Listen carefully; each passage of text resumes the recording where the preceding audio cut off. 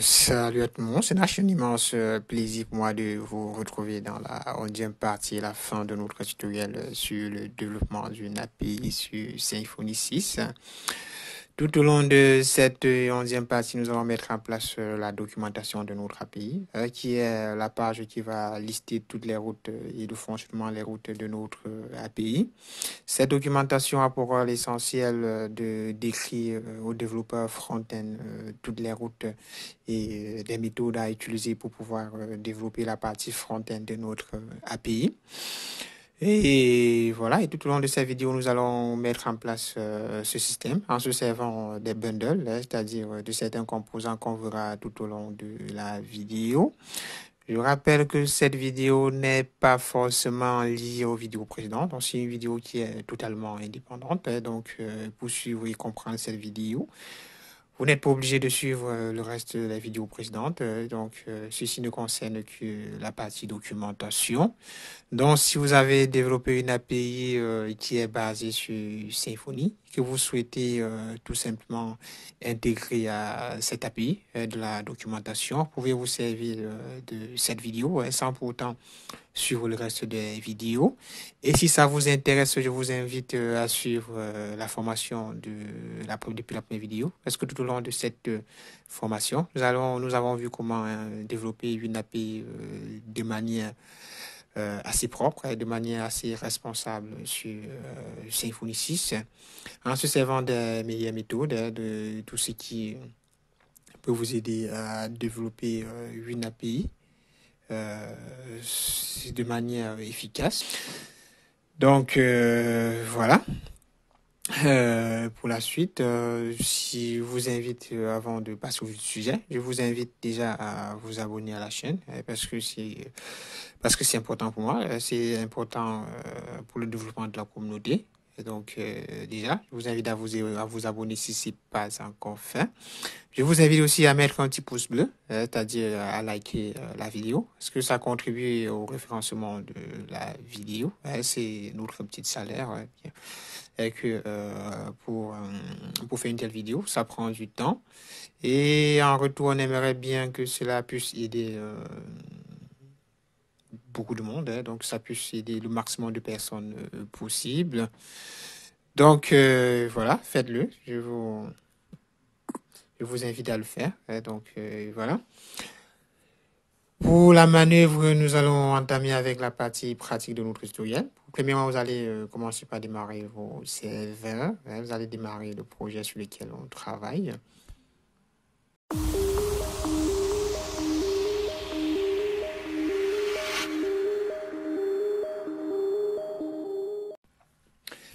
Bon, déjà, on va entamer avec la partie pratique de notre tutoriel sur le développement d'une API sur Symfony.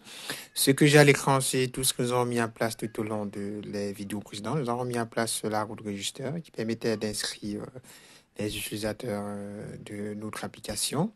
Nous avons aussi mis en place la route /API /indexPost qui permettait d'afficher des publications, des posts de notre application. En retour, on retournait du JSON. À chaque fois, on faisait du JSON response pour pouvoir retourner des informations sur format JSON parce que le format principal des API d'une API REST, ça reste de JSON.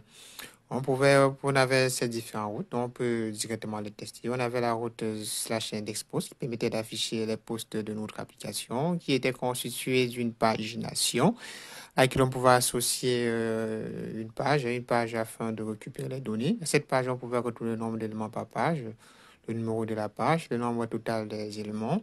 On avait aussi la route delete post qui permettait de supprimer les posts, API /catégorie/5 qui permettait de mettre de créer un post, c'est-à-dire qui permettait de créer un post en passant en paramètre l'identifiant de la catégorie du post. On avait la route update post qui permettait de mettre à jour une catégorie, passant en paramètre aussi l'identifiant de la catégorie. On avait la route index catégorie qui permettait d'afficher toutes les catégories présentes au niveau de la base de données. On avait la route add catégorie qui permettait d'ajouter des catégories à notre système, à notre blog. On avait la route slash registre, API slash register qui permettait d'inscrire. On avait aussi la route slash login qui permettait de connecter l'utilisateur. Donc, c'est tout ce qu'on a mis en place tout au long des vidéos précédentes. Je vous invite à vous regarder si ce n'est pas encore fait. On va directement lancer avec l'installation de Nelmio API Doc Bundle, qui est ce bundle qui va nous permettre de créer la documentation, de créer la page de documentation de notre API. On dit que Nelmio API Bundle est un bundle qui va générer la documentation de notre API ou de notre API. Et voilà, donc on dit qu'il est utilisé par... qu'il utilise le système d'annotation qui est basé sur Swag Annotation. Pour l'installation, on va passer directement à l'installation de notre API. Et puis, pour l'installation, on va commencer par copier cette commande que vous verrez au niveau de la documentation. Vous pouvez retrouver dans la documentation de Symfony. Ensuite, on va ouvrir notre invité de commande dans le projet. Je suis dans le projet Symfony API REST API, qui est le projet dans lequel on travaille. On va lancer avec l'installation de notre bundle. Vous allez copier, ensuite vous allez coller là pour pouvoir lancer l'installation de notre bundle. On va patienter que cela s'installe. Alors, ça va prendre un petit instant pour pouvoir télécharger des éléments depuis le dépôt, puis l'intégrer directement à notre projet. Donc, voilà. Si on sera maintenant dans le dossier package, on aura un nouveau fichier du nom Nelmio API doc.yaml qui est en fait le fichier de configuration de notre bundle. Et aussi, on aura aussi un fichier dans route. Nous aurons aussi le fichier Nelmio API doc.yaml qui se sont ajoutés à notre projet. Donc, vous pouvez directement regarder. Vous pouvez consulter directement la documentation. Je rappelle que ce qu'on verra dans la vidéo, là, je rappelle que la documentation est incomplète. Donc, voilà. Il y a ce qu'on verra dans la vidéo n'est pas forcément ce que vous trouverez dans la documentation, parce que la documentation est assez limitée. C'est justement le rôle de cette vidéo. Si vous voulez avoir plus de détails, vous allez faire des recherches en profondeur. Donc, c'est de suivre cette vidéo. Pour vérifier si ça fonctionne, vous allez faire un petit test en allant dans api/doc/json. En principe, ça doit recharger une nouvelle page, c'est-à-dire à partir d'arrow/json, ça doit recharger cette page qui liste en fait tous les éléments de notre API, qui prend en charge des routes commençant par /API. On verra comment le paramétrer par la suite. Si on revient au niveau du fichier Nelmio API Bundle qui est là dans le dossier configuration, on a déjà là en première, on a dans info, on a déjà le titre qu'on peut le remplacer par le nom de notre application ou tout simplement le titre de notre description. On avait une petite description dans laquelle vous pouvez changer, donc libre à vous d'écrire une description qui s'adapte à votre projet. Et donc, voilà. Au niveau de la version, vous pouvez aussi changer la version. Pour les routes, cela va prendre toutes les routes commençant par /API, sauf la route /API doc, comme vous pouvez regarder dans Pattern. Et puis, on va revenir au niveau de route, au niveau de Nelmio API/bundle, qui est dans le dossier routing. Vous pouvez constater que là, on retrouve une route API/doc.json, celle qu'on venait de consulter. Cela sera ajouté. Ensuite, au niveau de app.swagger, vous allez documenter ces routes. Vous allez documenter ces routes. Question de pouvoir charger la documentation de l'API à partir de /API/doc. Donc, voilà, c'est ce que vous pouvez retrouver là dans la documentation. On va passer par cette route qui est directement intégrée par notre Nelmio. On va passer par /API/doc. En lançant cette, vous pouvez constater qu'on a pu lister les routes de notre API. On a listé toutes les routes commençant par /API/ un suffixe, un suffixe autant pour moi. C'était le rôle, c'est pour cette raison. C'est pour cette raison qu'on nous met toutes les routes /API. C'était pour pouvoir générer la documentation. Pouvoir gérer au niveau de la documentation parce que ce bundle va lister toutes les routes commençant par /API. On peut tester directement notre API. Si on essaye de lancer à partir de /login, on aura probablement une erreur parce que pour la partie login, on a besoin de passer les données au format JSON dans notre requête. Je crois que c'est tout ce qu'on verra par la suite. On peut aussi tester en allant sur la route API/catégorie. Si on essaye de se rendre dans toutes ces routes, vous avez toutes les routes utilisées avec toutes les méthodes. Vous pouvez compter la route /API/login est envoyée à partir d'une méthode post. Voilà. Si on se rend au niveau de notre API/login, vous pouvez constater que là, on retrouve directement la méthode qui est affichée directement à côté. Donc, vous avez toutes les routes de notre API suivies de la méthode. Voilà.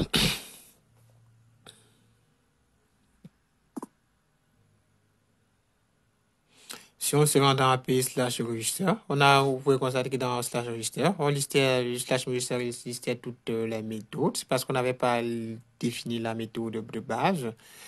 On va mettre la route /API/register en méthode post pour pouvoir forcer la requête uniquement à la méthode post pour que la méthode post soit prise en compte et pour pouvoir aussi limiter le nombre de routes /register au niveau de notre documentation.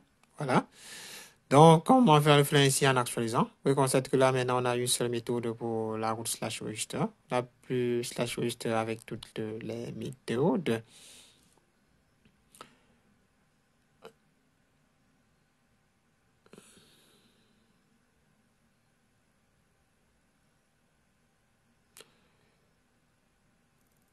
Là, on avait la route /catégorie qui listait toutes les catégories de notre application. On peut directement la tester à partir de notre documentation.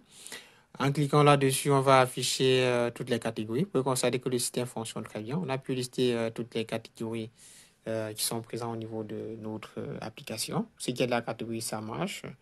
Donc, vous pouvez aussi tester à partir de notre Insomnia. Donc, pour tester actuellement, on n'a plus trop besoin d'Insomnia. Le développeur de la partie front-end pourra tester directement sur la documentation sans pourtant se compliquer la vie à aller tester sur un client tel que Postman et Insomnia. On avait la route /catégorie /update. On avait la route /catégorie /new. Au niveau des posts, on avait les différents posts qu'on pouvait afficher à partir de API/post dont on a développé pendant la 7e partie. On peut consulter les posts en passant par API/post en cliquant en testant. En testant, vous pouvez constater que l'on peut afficher tous les posts. Maintenant, la difficulté, c'est qu'on passait à paramètre une variable qui était page et qui pouvait retourner le nombre, qui pouvait retourner des éléments en fonction d'une page donnée. Sauf que dans cette API, on n'a pas la possibilité de passer un paramètre $getPage. On verra comment on peut faire pour intégrer tout cela tout au long de la vidéo. Là, sur l'API, on pouvait aussi afficher un post, on pouvait afficher, on pouvait mettre à jour une catégorie. Donc, voilà. Si on essaie, vous avez là un message, parce qu'au niveau de la mise à jour, l'utilisateur devait forcément être connecté. Là, on avait retourné un diff différent de $disquette user. On devait retourner un message you must be logged, qui veut tout simplement dire que l'utilisateur doit être connecté. Ici, on va directement commencer avec la documentation. On va commencer par la partie catégorie. En commençant, on va déjà commencer par séparer les différentes routes, c'est-à-dire on va essayer de grouper les ensembles en un groupe. Pour la documentation, mon éditeur gère une partie parce que je suis sur un IDE. Donc, en mettant /étoile, en tapant sur Entrée, ça permet de générer déjà une partie de la documentation. Vous allez le faire à la main si vous n'avez pas cet éditeur, ce n'est pas un IDE. On a là comme paramètre, on a de la catégorie repository. Ensuite, on a serial user interface qui correspondent aux paramètres qui sont passés dans notre fonction index. On a le type de réponse qui est retourné, qui est @return, qui est en fait le type qui est retourné. Vous pouvez constater à partir de la documentation que notre fonction retourne le type JSON. Donc, ça permet déjà d'avoir une petite idée sur les données qui sont passées en paramètres et le retour. À cela, on va ajouter OpenAI, qui est @OA, anti/tag. Ensuite, on va entrer le nom de l'élément. Et n'oubliez pas d'importer cela à partir de OpenAPI/annotation as OA. Donc, voilà. OA, je rappelle que OA veut dire OpenAPI. On va lier tout cela à toutes les routes à toutes les routes de la catégorie. Ça va permettre de pouvoir mieux organiser la documentation. Vous verrez par la suite le résultat qu'on aura au niveau de l'écran. Vous allez aussi ajouter cela à la route /catégorie nous, en passant en paramètres des paramètres, les paramètres qui sont envoyés, le type de réponse retournée. Là, nous avons un gisement de type réponse qui est retourné au niveau de notre fonction. Donc, voilà. Là, on a aussi une seconde partie qui retourne aussi les éléments. Donc, voilà. On va tout cela associer à tout cela en O1, à toutes les routes de la catégorie. On va associer à cela OpenAI tag. On va associer ça au name catégorie. Ça va permettre de grouper l'ensemble au niveau d'un bloc /catégorie. Et puis, donc, et voilà. Si on revient sur notre page de documentation et qu'on actualise, vous allez constater ce qui va s'afficher à l'écran. Vous allez voir la réponse, le résultat directement à l'écran. On va patienter que cela charge.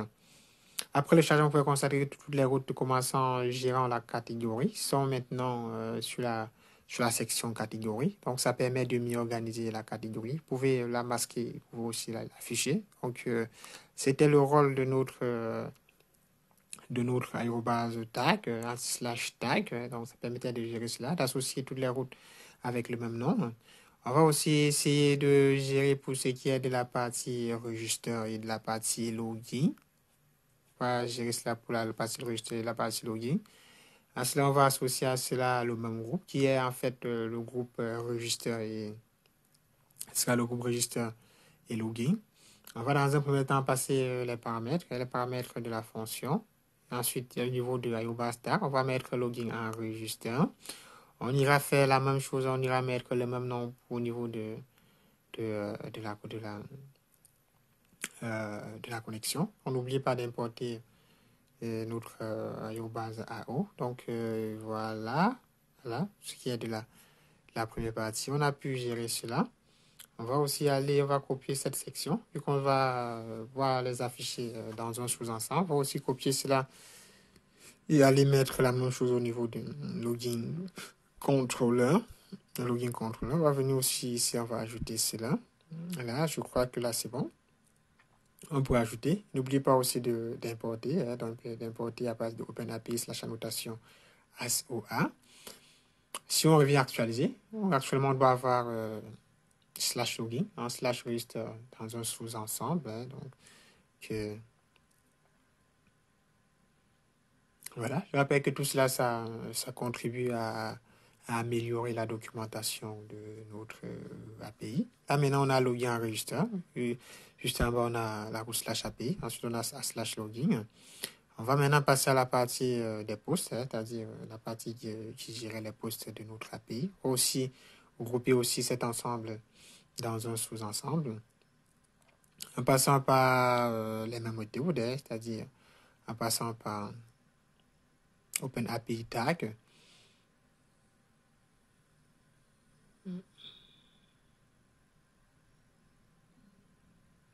À ce niveau, on va déjà passer en premier paramètre tous les paramètres. Ensuite, vous allez saisir le nom de l'ensemble. On va appeler cela bloc. Vous allez aussi importer cette annotation.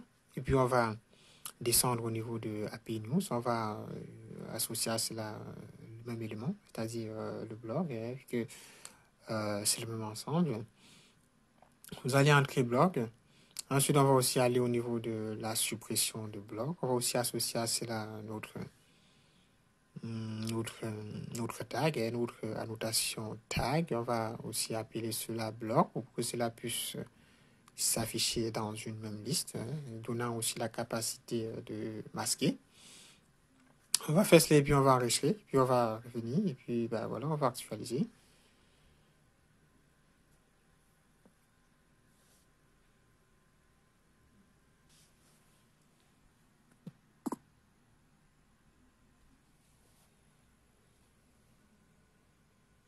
Là, je crois que c'est bon, sauf qu'on a un petit erreur là, hein. Donc, j'ai écrit blog 47 en niveau dans la page slash post au lieu de blog.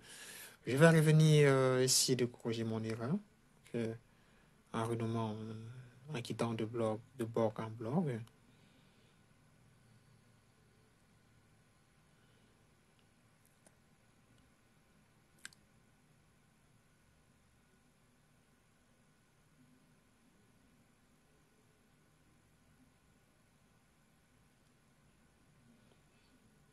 On va patienter le chargement de l'élément. Donc, après le chargement, on a pu grouper l'ensemble des routes, hein. Donc, voilà, on peut déjà tester, on peut toujours tester. On aura le même fonctionnement, bon fonctionnement que précédemment. Ici, on a listé toutes les catégories du blog, et donc sur la documentation. Pour ce qui est du listing, tout cela, c'est complet. Si on essaie d'aller au niveau de la route register, au niveau de la register et ensuite de login, on ne peut pas vraiment tester parce que pour tester, il va falloir passer en paramètre des données, format JSON, hein, comme on l'avait vu pendant la partie login. Mais le problème, c'est qu'actuellement, au niveau de la documentation qui est générée par défaut, on n'a pas la possibilité de faire cela.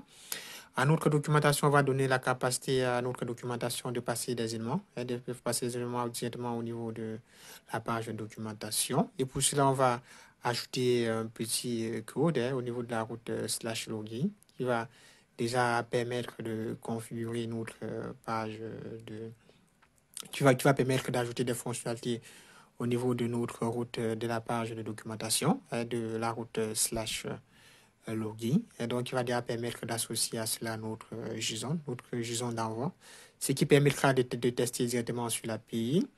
À cela, on va faire un OA, en slash request body, qui est en fait le corps de la requête.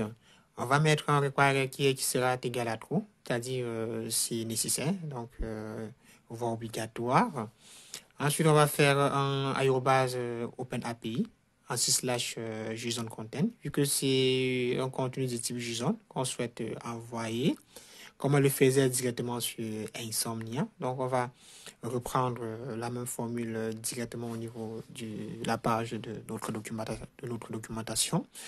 Dans le contenu de la requête, on va mettre un exemple qui sera en fait l'exemple qui sera affiché directement. Donc, il va juste lui permettre au développeur front-end de pouvoir se remplacer les éléments. Vous verrez dans la suite quand je vais actualiser la page, quand on finira de faire cela. Comme exemple, on va mettre le username parce que c'est le username qui était envoyé depuis Insomnia, c'est-à-dire c'était ce qu'on demandait, ce qui était prévu. On avait le username. Au niveau de username, on va mettre un exemple de username quand je vais appeler exemple.contact.yobazime.com. Donc, mettez ce que vous voulez. Ça doit se mettre un peu compatible de type email, doit être au format d'email. Ensuite, on envoyait aussi le mot de passe qui était en password, dont on avait défini cela comme en tant que password au niveau du serveur, au niveau de la route qui gérait la connexion, qui a fait le password. Donc, dans l'exemple, on va essayer un autre exemple qui envoie le username, qui envoie aussi le password. Ceci est l'exemple qui sera affiché au niveau du client, au niveau de la page de documentation. Maintenant, au niveau du schéma, qui est réellement les éléments qui sont envoyés. Donc, vous allez créer aérobase OpenAI, /schéma. On aura le premier élément qui sera envoyé, qui est déjà de type objet. Donc, notre schéma sera d'abord de type objet, parce que les éléments qui sont envoyés sont ensuite convertis en objet au niveau du serveur, au niveau de notre contrôleur. Ensuite, on aura aérobase OpenAI, /property, qui est en fait les propriétés qui sont envoyées. Pour la partie login, on envoyait le username qui était le nom d'utilisateur. Donc, déjà, ce premier username, on va mettre dans property username. Je rappelle que vous devez rappeler le même username, c'est-à-dire sans pourtant faire d'erreur sur l'orthographe, parce qu'il y a une erreur. Vous allez retourner une erreur sur le back-end. Vous allez mettre property, si elle correspond à la property username. Ensuite, c'est obligatoire. C'est pourquoi vous avez require qui sera true. Au niveau de la description, vous pouvez tout simplement décrire, la valeur qui est envoyée. Donc, vous pouvez dire que correspond euh, au username de l'utilisateur. Au niveau de type, on va mettre un string parce que c'est de type texte qu'on envoie. On envoie cela en format de type texte. On va copier ensuite, on va aussi passer au serveur le password, le password qui est en fait le password de notre utilisateur qui était demandé depuis le contrôleur. Parce que pour se connecter, on avait besoin du username et du password. On va mettre cela en champ de type obligatoire. Donc, au niveau de la description, vous allez décrire, vous pouvez mettre tout ce qui bon vous semble, peut-être correspondant au mot de passe de l'utilisateur ou ce que vous pouvez définir. Ensuite, on a le string, le type qui est aussi de type string. Et voilà, je pense qu'on a pu générer cette partie. On a pu le faire. On va enregistrer, si on revient au niveau de notre Insomnia, ceci correspondant à ce qu'on a envoyé depuis le front-end. Vous avez le username.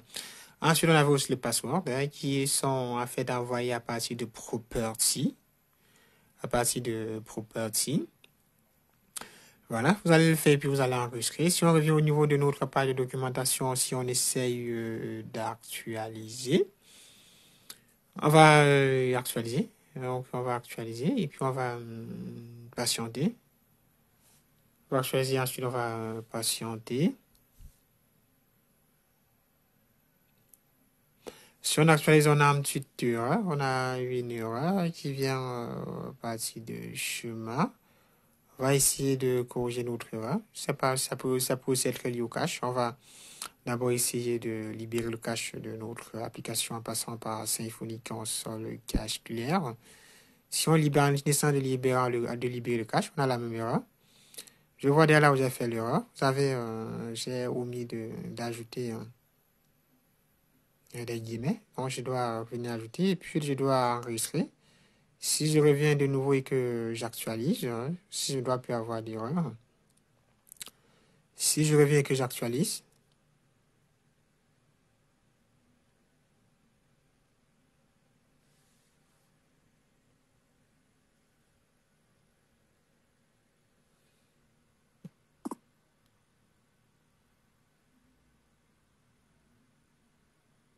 si je reviens et que j'actualise et que je retourne au niveau de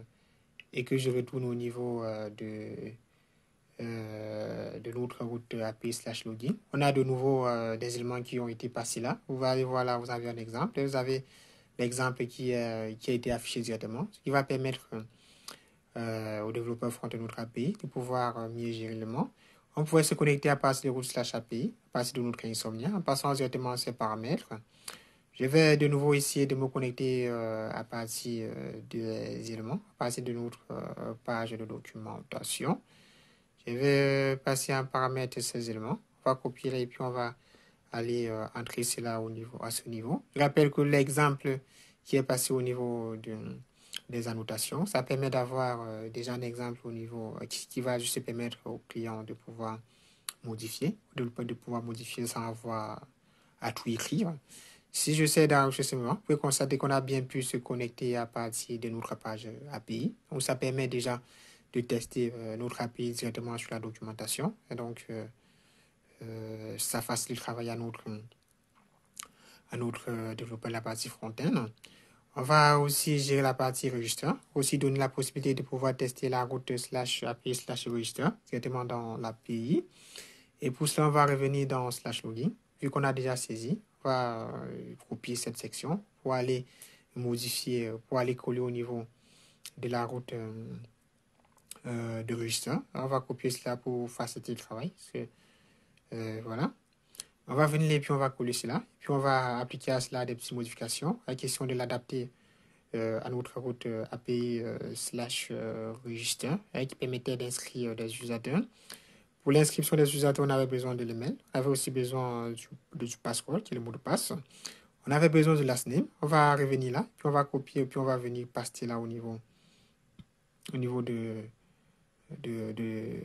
nos annotations qui nous aident à documenter notre API, pour pouvoir gérer l'environnement test. En faisant ça, on va venir coller là. Et puis à ça, on va appliquer des petites modifications.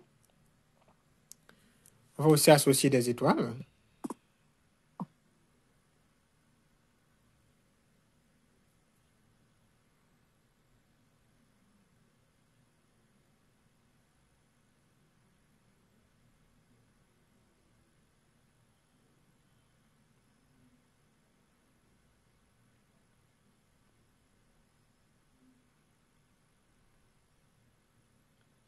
Donc, voilà, on avait besoin du last name. Vous allez modifier cela. Vous allez mettre des exemples au niveau du password. Je vous rappelle de mettre des espaces. Au niveau du first name, vous allez juste mettre un first name arbitraire. C'est juste, ça permet juste d'indiquer au développeur front-end des types de valeurs qui peuvent être passées. Au niveau de properties, qui sont en fait des valeurs qui sont envoyées, on va passer tous ces éléments. Donc, la première propriété qui est l'email, l'email qui est envoyé au serveur. On va passer à require qui sera true. Au niveau de la description, vous allez décrire. Vous pouvez dire que ça prend l'email de l'utilisateur. Vous pouvez décrire. Au niveau de... nous allons aussi passer un paramètre tous les éléments qui sont envoyés au serveur. Donc, voilà.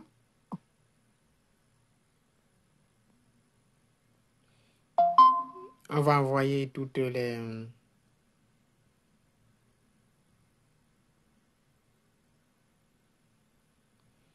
on va envoyer toutes les propriétés. On avait aussi le password. On avait le first name.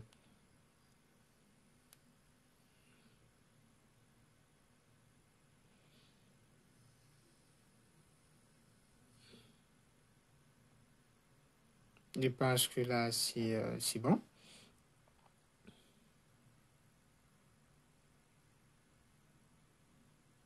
Je rappelle que toutes ces méthodes sont liées à Swagger, Swagger PHP, qui permet de mieux gérer les documentations. Son rôle essentiel, c'est de pouvoir générer des documentations. Pour avoir plus de détails, vous pouvez aussi aller fouiller au niveau de la documentation de Swagger. Vous verrez toutes les méthodes qui sont utilisées pour ce tutoriel parce que la documentation de Symfony n'est pas suffisante. Donc, tout est basé sur Swagger. C'est justement pour cette raison que je disais que la documentation est assez incomplète. Vous verrez que certaines méthodes utilisées dans cette vidéo ne se retrouvent pas dans la documentation qui est fournie sur Symfony. Pour avoir tout cela, vous devez fouiller beaucoup plus loin. Et donc, tout ne se retrouve pas là-bas.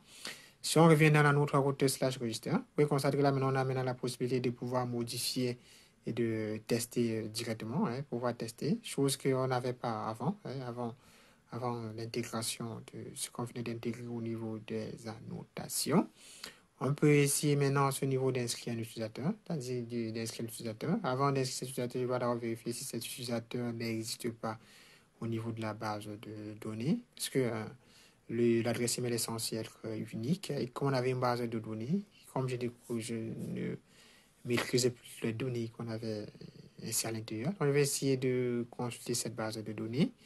Question de voir les utilisateurs qui sont déjà inscrits. On va patienter que la page soit chargée.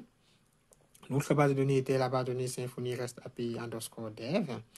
On avait la table utilisateur qui inscrivait les utilisateurs. On avait déjà inscrit 4 utilisateurs. On va essayer d'inscrire un 5e utilisateur. On avait Jufaro qui était déjà inscrit. Donc, je dois essayer de modifier cette adresse. Question d'inscrire un nouvel utilisateur avec une adresse email différente. Au niveau du mot de passe, on va passer le mot de passe directement. Ensuite, on va passer le first name. Pour le name, on va passer du fois. Ensuite, Vincent. Si on essaie de soumettre la requête, on va retourner un message de succès. On va retourner un message de succès. On dit qu'on doit d'abord se déconnecter. C'est normal parce qu'on avait décidé depuis les contrôleurs que pour s'inscrire, l'utilisateur devrait d'abord se déconnecter. Donc, on doit d'abord déconnecter l'utilisateur parce que l'utilisateur est connecté afin de procéder à l'inscription. Voilà, vous pouvez constater au niveau de la route, là où on avait défini cela, c'est-à-dire que l'utilisateur est connecté. On devait lui retourner un message de type JSON qui doit d'abord se déconnecter. Et pour la déconnexion, passer par la route slash logout, ce qu'on fera pour déconnecter. Cela, on va aller dans une nouvelle page. On va passer par 120, ensuite /API /logout pour pouvoir déconnecter l'utilisateur qui est connecté.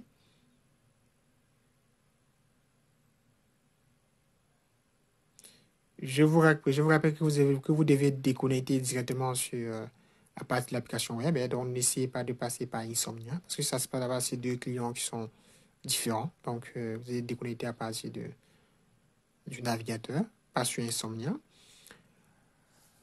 Donc là, il faut aussi déconnecter là, sauf qu'à ce niveau, on a affaire à deux clients différents. Donc, si vous déconnectez là, ça va déconnecter celui d'Insomnia, mais pas celui de l'application. On va de nouveau tester en cliquant sur Execute pour pouvoir inscrire l'utilisateur. Si on clique là-dessus, on va patienter. On va patienter que la requête soit envoyée.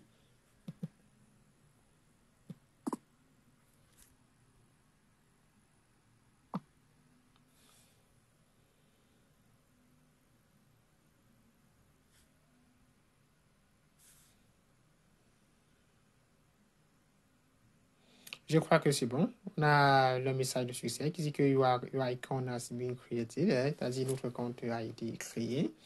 On peut essayer de vérifier. Vous pouvez vérifier en vous rendant au niveau de la base de données. Si on vient au niveau de la base de données et qu'on actualise, on doit en principe avoir un nouvel utilisateur, qui a été ajouté depuis la base de données. On a un système qui fonctionne. On a pu mettre en place la partie test de la partie /API /login. Ensuite, on a mis en place la partie API /register. On peut aussi constater qu'au niveau de la page de la création de catégorie, on a encore un élément. Pour l'instant, on ne peut pas encore créer la catégorie à partir de la documentation. On va copier cette section pour aller coller au niveau de la page de la route API /new, c'est-à-dire la route de la création de l'API. Puis aussi, on va aussi modifier. Question de donner aussi la possibilité aux développeurs et aux utilisateurs de la documentation de pouvoir tester la création de l'API depuis la documentation sans avoir à copier des routes pour aller coller sur un client front-end tel que Insomnia et Postman. Pour la page de l'ajout de la catégorie, on aura tout simplement besoin du nom de la catégorie qui était le seul élément dont on envoyait au back-end. On a aussi besoin au niveau des properties. Comme c'est le type objet, on va laisser objet. Au niveau des properties, on aura seulement une seule propriété qui est en fait le nom de la catégorie. Au niveau de la description, vous allez décrire cela. Vous dire que ceci est le nom de la catégorie, et ainsi de suite. Vous allez décrire en fonction de votre système, en fonction de ce que vous mettez en place. Je rappelle de bien décrire. Oui, là, c'était l'ajout. Pour l'ajout, on a envoyé le nom de la catégorie, ce qu'on essayait de faire, ce qu'on venait de faire juste là. Au niveau de l'exemple, on va aussi faire entrer cela. L'exemple qui va aider. Je rappelle que la section exemple n'est pas obligatoire, mais ça permet du moins d'avoir déjà le format qui est écrit au niveau d'une boîte, au niveau de la page de test, au niveau de la page de test.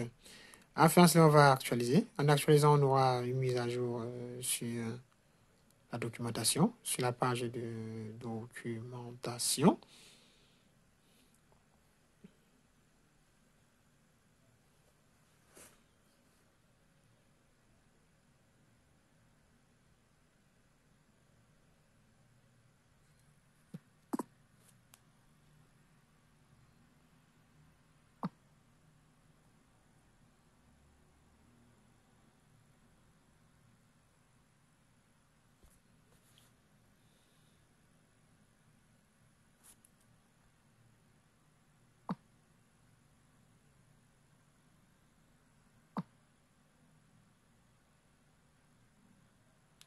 Là, on a bien la documentation qui a été générée. Là, on peut tester directement en essayant de créer une catégorie. On va créer la catégorie écouteur. Si on ajoute cette catégorie et qu'on envoie, après il faut tout tester. On dit que vous devez être connecté pour pouvoir créer la catégorie. Ce qu'on avait défini au niveau du contrôleur de la création de la catégorie. Si on se rend au niveau de login, avec les utilisateurs. On va essayer de connecter ces utilisateurs pour pouvoir créer la catégorie. On va connecter les utilisateurs directement à partir de la documentation de notre API.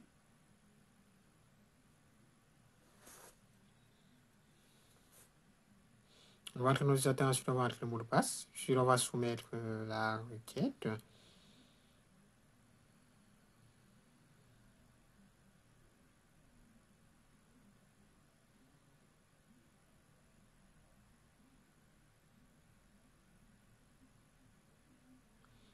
On a un message de succès qui est un message de sens qui suppose que l'utilisateur est déjà connecté. On va revenir sur la page, sur la section création, création de la catégorie. On va de nouveau tester. Ici, on doit créer notre catégorie parce que l'utilisateur est déjà connecté.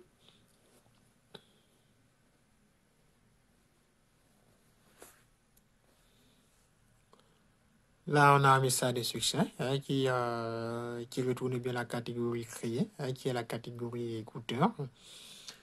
Je pense que ce système, ça fonctionne déjà. Ça marche, ça marche très bien. On peut aussi l'intégrer à la section de mise à jour de la catégorie. On va copier. Ensuite, on va aussi aller intégrer sur la mise à jour de la catégorie, sur catégorie /id/update, qui nous permettait de mettre à jour la catégorie en passant en paramètre l'identifiant de la catégorie qu'on souhaite mettre à jour. Vu que c'est le même schéma, on va juste faire cela ici. Ensuite, on va enregistrer. Si on enregistre, quand on vient au niveau de la catégorie update, on aura le même tableau au format JSON.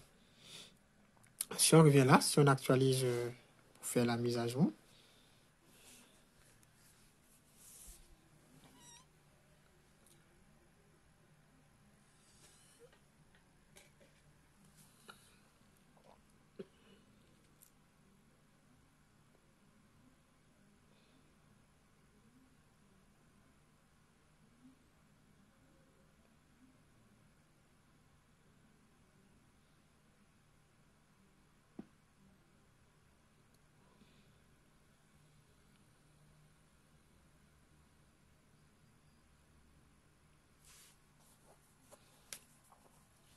on a actualisé et puis on va essayer de mettre à jour une catégorie donnée.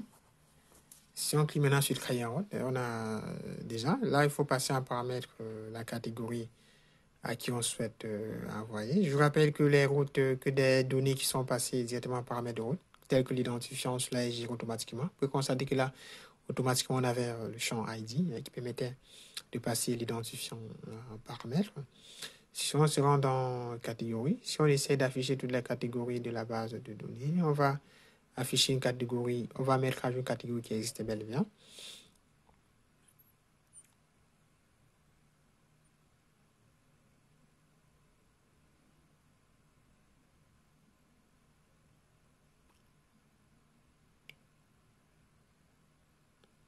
On va mettre à jour la catégorie 9 qui était écouteur.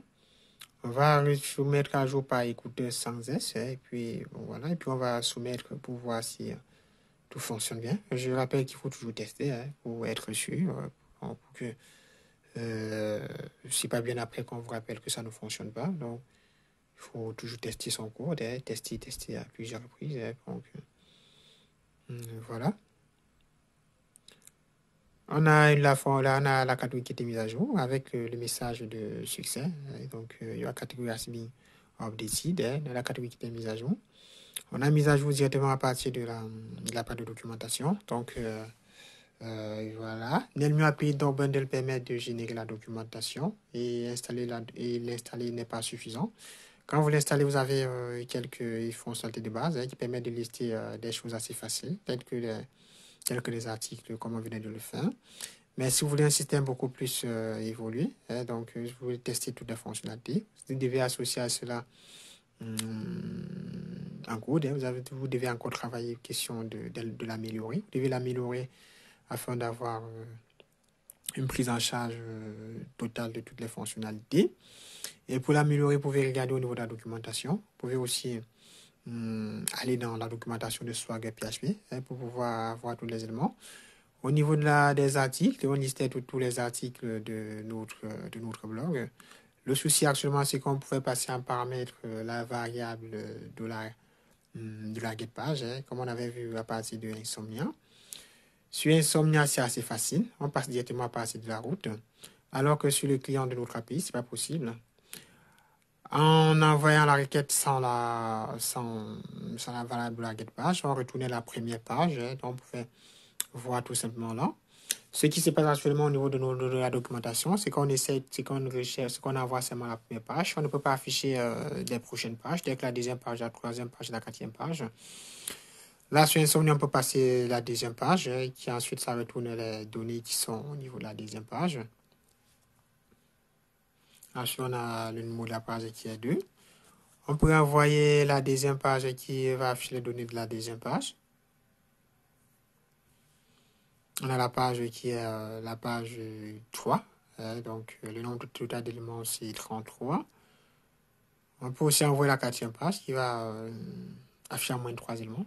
Donc, puisque ça correspond à la dernière page, on peut aussi envoyer cela. En avant, on va afficher les données de la dernière page. Donc, qui est également. Si on essaie d'envoyer pour la cinquième page, on ne voit rien. Parce que au niveau de la cinquième page, il n'y a pas de données. Donc, tout c'est limité à 4 pages. Mais il y en a aussi en ajoutant les données. On va aussi créer autant de pages possibles. Là, sur le client, sur Insomnia, ça marche. Au niveau de la documentation, ce n'est pas encore le cas. On ne peut qu'afficher la première page. On va faire de telle sorte qu'on puisse aussi passer le paramètre de la get page, certainement au niveau de la page de documentation, parce que là, actuellement, c'est incomplet. On va ajouter à cela, on va ajouter cette fonctionnalité, et là, on va ajouter un petit champ en haut qui va permettre de passer la valeur de la page à afficher, afin permettre aux développeurs front-end de pouvoir tester toutes les pages, pouvoir passer d'une page à l'autre directement sans avoir besoin d'un client tel que Insomnia et Postman et bien d'autres. On va se rendre dans notre route slash API set push. À ce moment-là, on va associer un aérobase OpenAPI. À notre OpenAPI, on va associer à cela response, qui sera le type de response qui sera retourné. Donc, à cela, on va associer quelques types de paramètres. On va associer à cela réponse, des types de réponse qui sera le type 200. Donc, on va, la requête retourne une réponse de type 200 en cas de succès. Ensuite, on va aussi entrer une description qui est en fait la description de la requête, la description de l'action menée par la route, par notre route API / post. Vous pouvez entrer, retourner la liste des posts. Vous pouvez décrire en fonction de spécifiquement ce que vous souhaitez réaliser. À cela, on va aussi associer une annotation aérobase OpenAI, OpenAPI. Ensuite, on va entrer JSON content. Donc, vous allez entrer JSON content.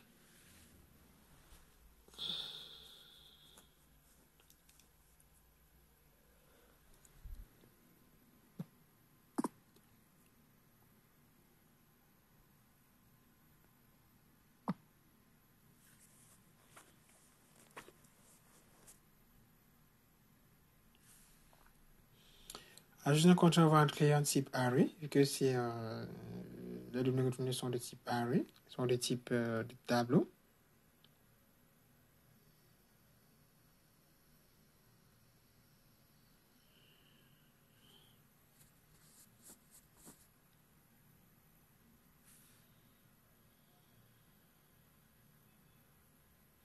À ça aussi, on va ajouter OpenAI, ensuite slash item. Item, c'est qui va, ça va en faire les éléments qui sont retournés.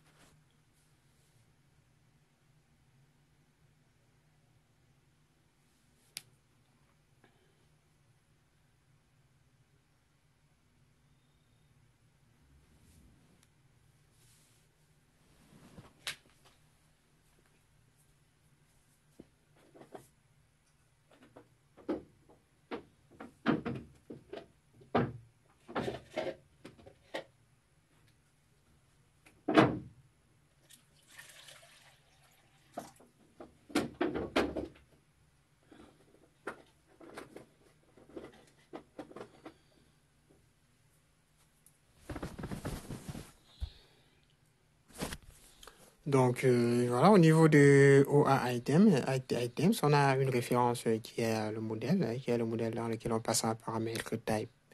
Type est égal à post class, parce que c'est lié à notre quantité post. Au niveau de groupe qui est en fait le groupe qui est retourné, on a getPost qu'on avait défini au niveau de notre route API slash post, parce que ça retournait le type getPost, et getPost qui est en fait qui permettait de filtrer des attributs qui sont envoyés, des attributs qui sont envoyés depuis notre entité.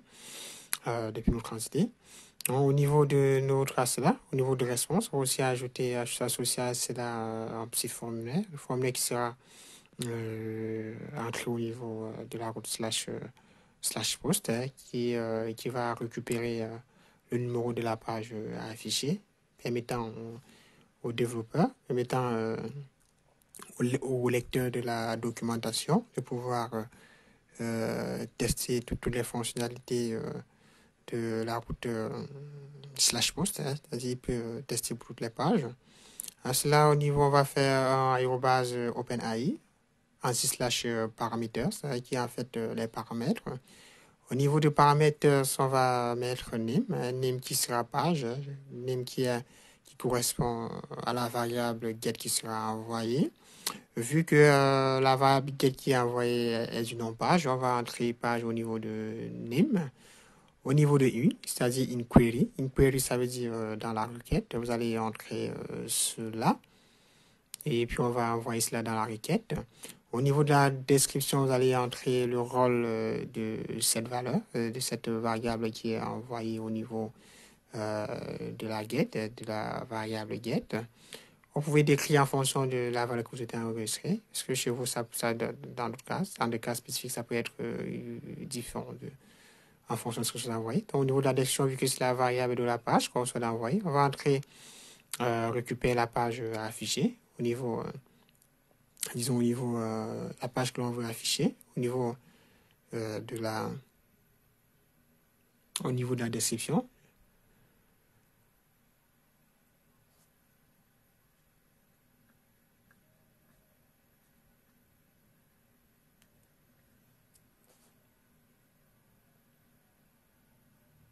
Au niveau du schéma, qui est en fait les éléments qui sont envoyés, et comme on le voyait, qu'on l'avait vu pour la page login et la page register.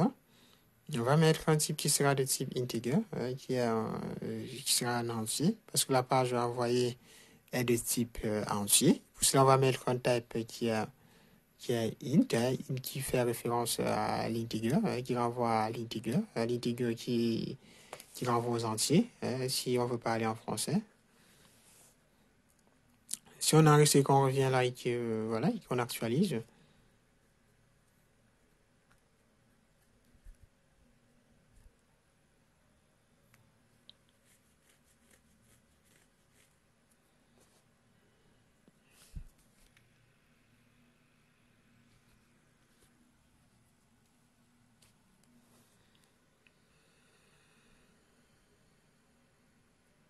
on va patienter.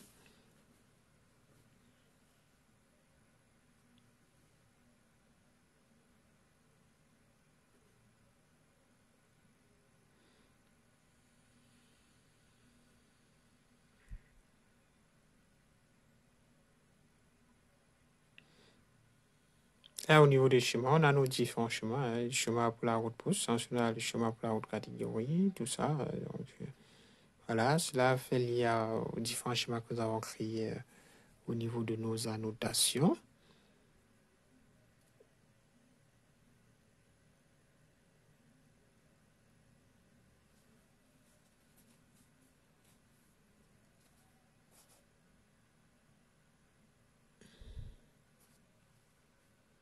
On va aller au niveau de notre route dans laquelle on travaille. Si on descend maintenant, vous pouvez constater que là maintenant on a une variable, on a un champ qui s'est créé juste en haut. On a notre champ table. Au niveau de la description, on a la description. Au niveau de schéma, on a les schémas des éléments qui sont envoyés. Donc, vous pouvez constater au niveau du schéma. La réponse retournée de type 200. Donc, voilà.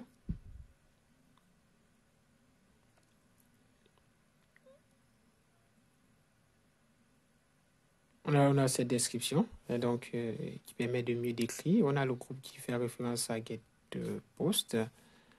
Ensuite, on a la description qui retourne le type de post. Là, maintenant, on a tout cela. On a la liste des posts. Si on essaie de tester, on peut directement tester en laissant la page vide, vu que c'est facultatif, cette variable est facultative. On retourne la première page, on peut retourner la première page. On peut retourner la deuxième page en entrant tout simplement 2. Et puis, ça va retourner tous les posts de la deuxième, de la deuxième page. Pour aussi modifier cela en entrant la page 3, ça va retourner des posts qui correspondent à la troisième page.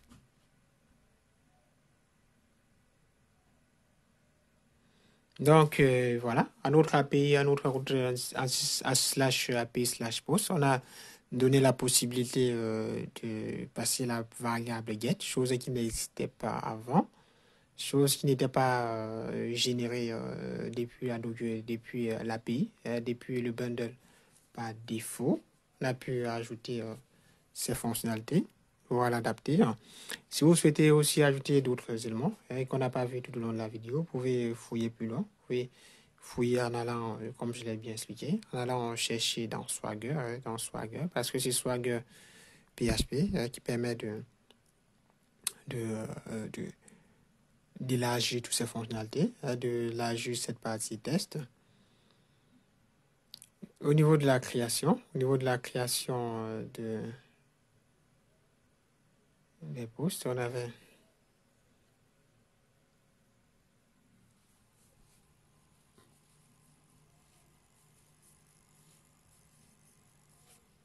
on va aussi gérer pour ce qui est de type multipath form /form-data, donc qui permettait de gérer cela, de créer des posts.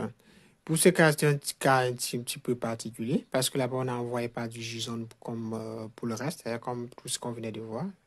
Dans ce cas, on envoyait un type avec des fichiers. C'était des types multipath. Je vais aussi vous montrer comment on peut gérer la documentation de cela, donnant la possibilité directement à la page de documentation de pouvoir avoir un formulaire dans lequel on peut entrer le titre, on peut entrer la description de l'article, dans lequel aussi on peut aussi sélectionner une image. Donc, on va donner la possibilité au testeur de pouvoir tester directement avec partie du formulaire qui sera associé à notre route /postnew.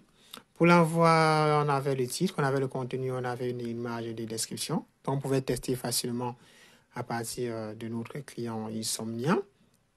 On va aussi donner la capacité à notre page d'API de pouvoir aussi gérer cela. Comme je l'ai dit, on va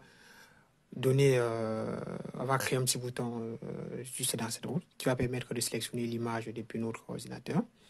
On aura un formulaire qui va entrer le titre, qui va entrer la documentation. Pour l'image, on avait cela. Au niveau du contrôle, on supportait des types JPEG, JPJ, et ainsi de suite. Et on enregistrait l'image dans un dossier, dans un répertoire donné qu'on avait créé tout au long d'une vidéo précédente. Voilà. Donc, on va revenir dans API/new, donc API catégorie dans la route de création des posts dans laquelle on utilisait le format multipath form /data qui n'était pas du tout le format JSON comme pour le cas de l'âge de l'inscription, connexion, et voilà, une mise à jour de la catégorie, création de la catégorie, tout le reste. Ce qui était un tout petit peu particulier, parce qu'il supportait des images. Je vais vous montrer comment gérer sa documentation, ce qu'on s'apprête à faire actuellement. Cela va se rendre dans la route qui permettait de créer nos articles. On va commencer par OpenAI, comme toujours. Ensuite, on va faire un request body qui correspond au corps de notre requête, c'est-à-dire les éléments qu'on va passer dans la requête qui sera envoyée. Dans le request body, je vais agrandir pour que vous puissiez mieux voir, pour que vous puissiez mieux observer. On va aussi passer OpenAI. Ensuite, slash media type, qui sera le type de média qui sera envoyé. Dans media type, on va passer multipart slash form-data, ce qui va donner la possibilité de pouvoir supporter des fichiers. Rappelez que ce type permet de l'envoi de fichiers, envoi des fichiers à partir du formulaire. Vous devez prendre la peine de bien l'écrire parce que en cas d'erreur, vous aurez un message d'erreur. Cela ne va pas fonctionner. Vous allez mettre dans MediaTab multipart slash form-data. Ensuite, on va continuer avec Aérobase OpenAI, ensuite slash schéma, qui est l'ensemble des valeurs qui sont envoyées au serveur à notre contrôleur. Comme je dois essayer d'indenter pour que vous puissiez mieux observer, que ça soit plus lisible, le plus lisible possible.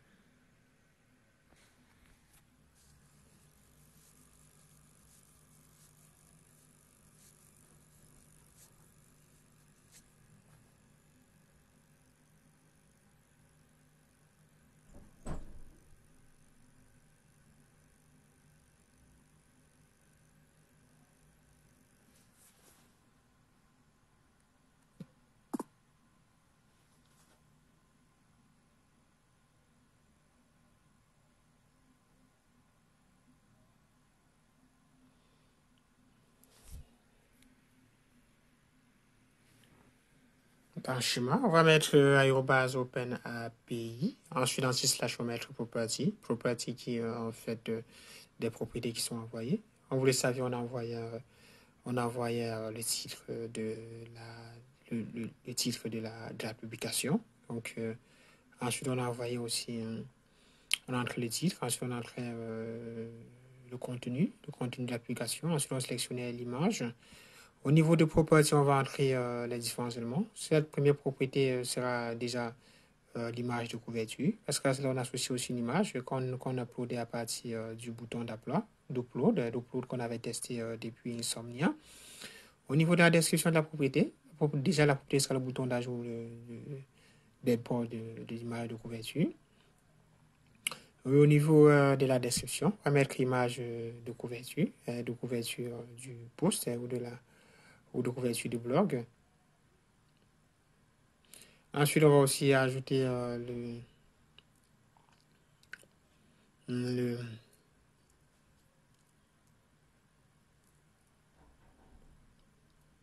property, c'est-à-dire la propriété, le nom de la propriété. Ça sera image name, parce que c'est là qui était récupéré depuis le contrôleur. Allez mettre image name sans faire des erreurs.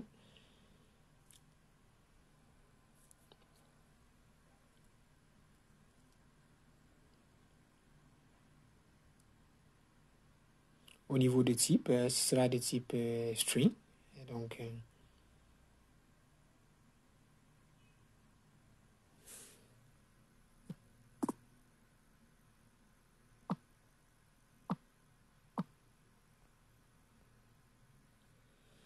pour ce qui est du format, c'est du format binaire parce que vous allez mettre le binary. Qu'est-ce que c'est? Parce que l'image est envoyée au format binaire. Donc, avant d'être converti au niveau du contrôleur. Vous allez mettre cela ici. À cela aussi, on avait une seconde propriété qui était la propriété titre, parce qu'on a envoyé, comme je l'ai dit, on a envoyé l'image, ensuite on a envoyé le titre, ensuite on envoie la description. Donc on va à présent passer à la propriété titre, c'est-à-dire la propriété titre, la valeur titre qui est envoyée, qui récupère le titre de la publication. Au niveau de propriété, on va mettre title, parce que c'était ce qui était envoyé, avec title, qui est géré depuis l'entité, depuis l'entité post.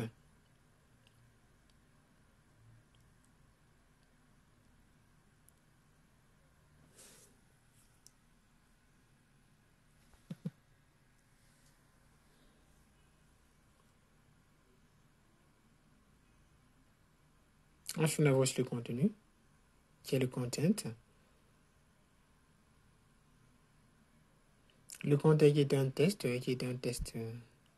relativement long, de type, qui était de type test au niveau de l'entité. Je pense que c'est bon. Je pense qu'on a géré. On a entre les éléments qu'il fallait.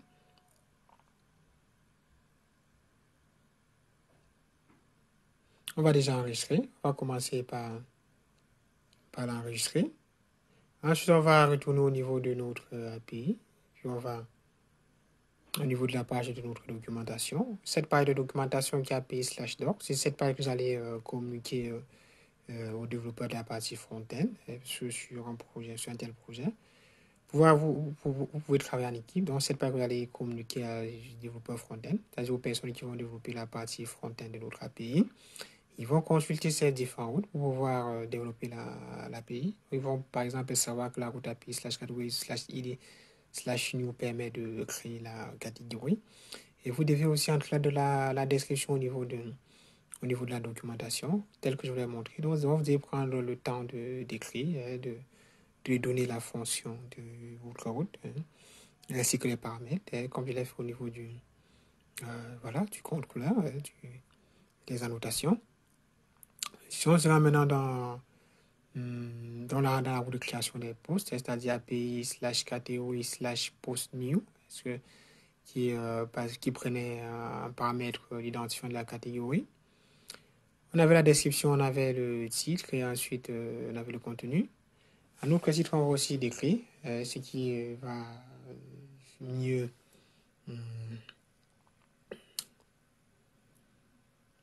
la description en fait va mieux renseigner l'utilisateur sur le rôle du champ, sur le rôle du formulaire, sur la valeur qui va prendre le formulaire. Sur là, vous allez revenir au niveau de vos annotations. Vous allez associer la description. Au niveau de la description, vous allez donner le rôle du champ. On peut mettre le titre de la news ou le titre du post. Donc, voilà. En autre propriété content, on va aussi associer à cela une description. On va l'appeler contenu du post, vu que ça récupère le contenu du post. On va le faire et ensuite on va revenir et puis on va actualiser.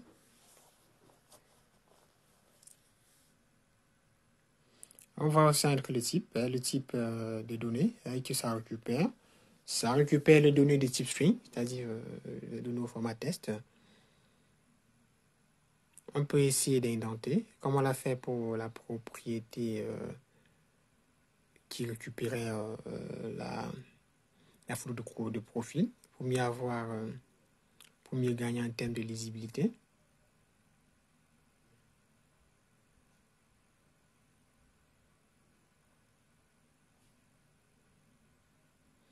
Prenez toujours le temps d'indenter votre code, comme je le fais très souvent, parce que je sais que c'est vraiment important.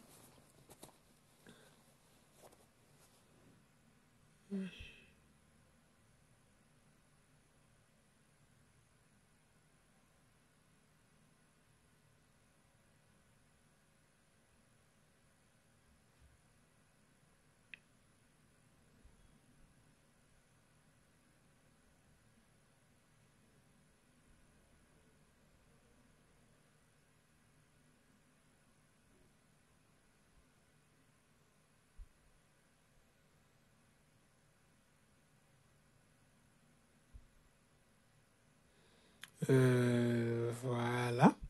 Je crois que là, c'est bon. Vous allez faire cela ici. Ensuite, vous allez enregistrer. Si on enregistre et qu'on revient au niveau de la page de documentation de notre API, on pourra déjà tester passer de la page qui liste toutes les routes de notre API. Allez, si on revient là, on peut tester. En actualisant, on va probablement la voir. Si on clique sur Try It Out, on aura nos différents champs dans lesquels on pourra tester. Donc, on pourra tester notre documentation. Je rappelle qu'il y a plusieurs façons de faire la documentation. Pour faire la documentation, vous pouvez aussi, je ne sais pas, vous pouvez écrire les différentes routes sur un document PDF et ensuite vous le communiquez aux développeurs, chose qui n'est pas très conseillée. Ce que je vous montrerai, c'est la meilleure des méthodes, la meilleure façon. Si on clique sur Try Out, vous pouvez constater qu'on a les différents éléments. On a un champ qui permet de sélectionner le fichier. On a le champ Title, on a le champ Content. Donc, on peut directement sélectionner une image pour pouvoir tester le travail qu'on veut faire. On va sélectionner cette image. Ensuite, on va entrer le titre de notre publication.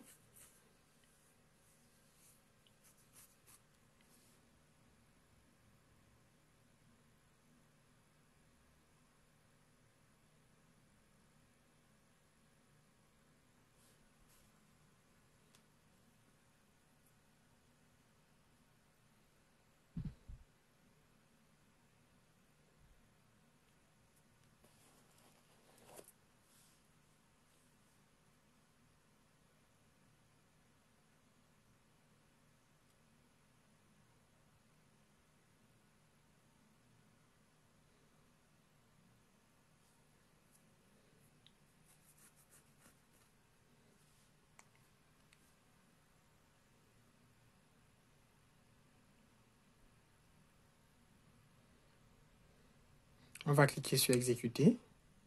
Là, on a une valeur qui est obligatoire. Pour créer, on passe un paramètre l'identifiant de la catégorie parce que chaque article est lié à une catégorie.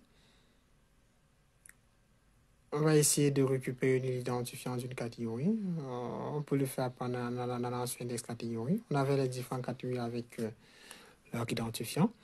On va ajouter cela à la catégorie. On va ajouter la catégorie 8. Donc, l'article sera associé à la catégorie 8.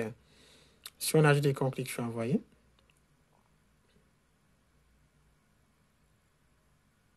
on a your post has been saved. Ça veut dire que notre post a été ajouté. Donc, le système fonctionne.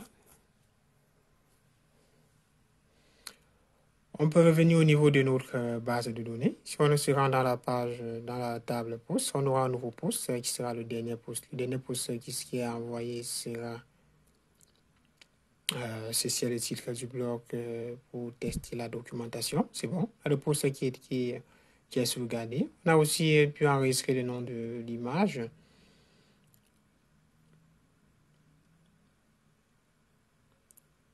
On enregistré les images dans un répertoire. On va essayer d'aller dans ce répertoire du projet. On va vérifier si l'image a été uploadée.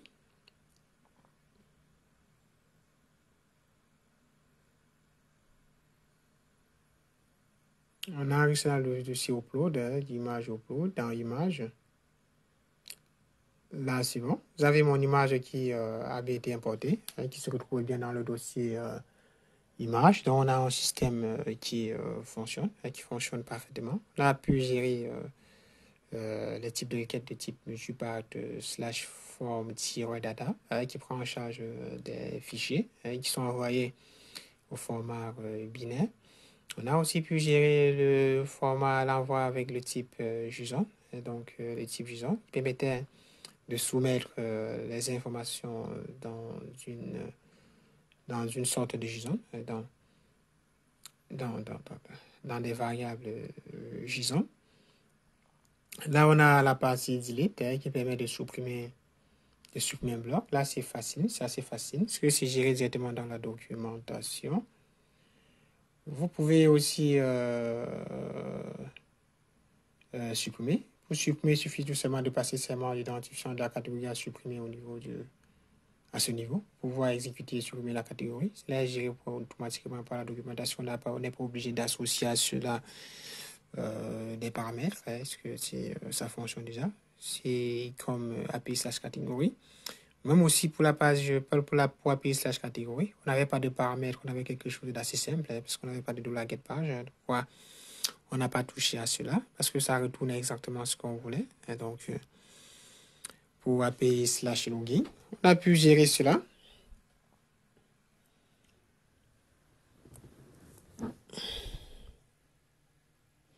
Et pour le faire, vous pouvez revenir. Si on essaie de commenter cette zone, voilà.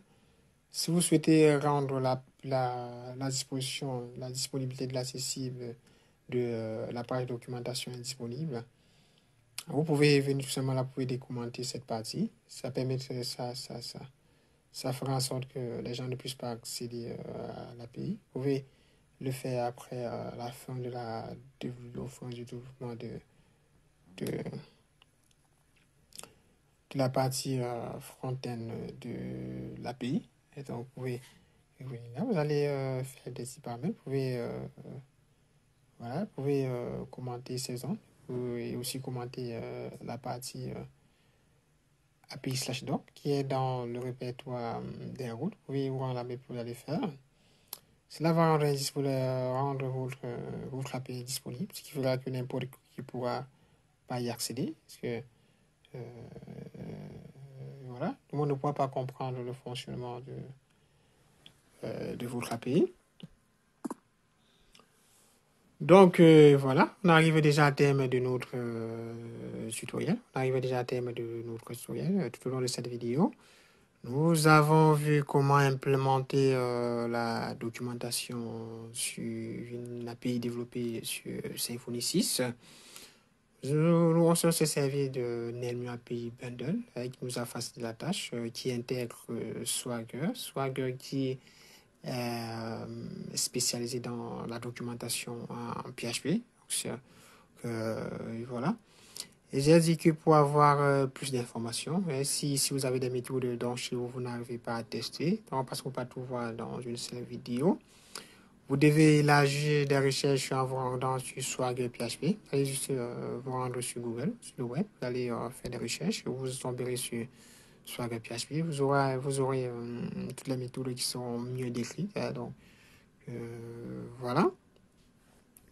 Donc, je rappelle aussi que je travaille avec des étudiants, donc des développeurs. Si vous êtes coincé dans un projet et que vous voulez un accompagnement, donc ça peut être un projet scolaire ou un projet réel. Si vous souhaitez avoir un accompagnement, vous pouvez me contacter. Vous avez mon email au niveau de la description. Vous avez toutes les informations dans la description de la vidéo. Voilà, c'est cela. Donc déjà, je vous remercie d'avoir suivi cette vidéo. N'hésitez pas de laisser des commentaires, de commenter. Laissez vos préoccupations aux commentaires si vous en avez. Ou aussi, si vous êtes coincé quelque part, n'hésitez pas de laisser des questions en commentaire. Je n'hésiterai pas de répondre.